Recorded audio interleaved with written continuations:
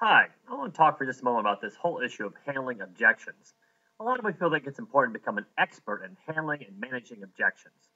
I'm going to disagree with that. I don't want to be an expert at handling objections. I want to avoid the objections. Think about this, for example. If you own a race car, do you want to hire a race car driver who says, "Hey, I'm an expert at getting my car out of a spin when I'm in the middle of a corner"?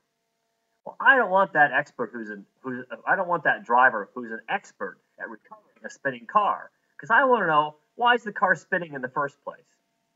I would rather have a driver who never gets a car into a spin. That doesn't mean we're pushing the envelope from a driving standpoint, because we know in racing you are supposed to push the envelope. But in sales, I don't ever want to have to recover from a problem. I would much rather work around that problem and prevent that problem from happening up front. So I've always used this particular thought. And that thought is that I can turn any point into a question and have the other person make that point for me. Well, that's the best way to work forward when you're considering objections. See, in my sales training, I don't want people to work with objections. I want them to understand what the obstacles are to moving forward and then dealing with them while they're obstacles before they become objections. I think an objection is something that happens after you've asked for a yes. Whereas an obstacle is just something you realize you'll have to work through before you get to the chance to ask for a yes. So, for example, let's say the issue is the cost of new equipment and remodeling in this particular case study. Well, the gain that we know can happen is more productive employees through better health, perhaps lower healthcare costs, maybe better relationships among coworkers from working out together in the gym.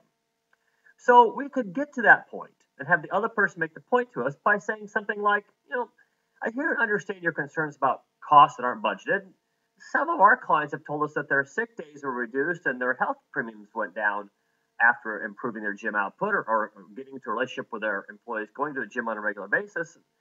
I'm kind of wondering, how do you think those types of reductions in health related costs might help us in moving this project forward? Or you might want to prevent it up front and just say, what percent of your sick days do you think are from employees who are not as healthy as they could be if they were working out regularly? Or how much of your healthcare premiums do you think are preventable due to improved health? What you've done here is you've taken, what's going to be an issue, which is the cost of new equipment, and made it a selling point because you're bringing that issue up and letting the other person tell you, oh, well, our healthcare costs are going up because we got people sick all the time. And they're going to tell you how much they think they could save by improving the health of their employees. If you happen to tie in the concept of improving morale through working relationships while working out the gym, they'll tell you about that too. That, it would be good if our people got along better and had more of a strong relationship with each other. So the difference in working with an objection is after you say yes, they're going to say, whoa, that's not in our budget. If you bring the concept up, bring the obstacle up front, and ask them some questions, they're going to tell you how important your solution is. So just ask them instead of tell them.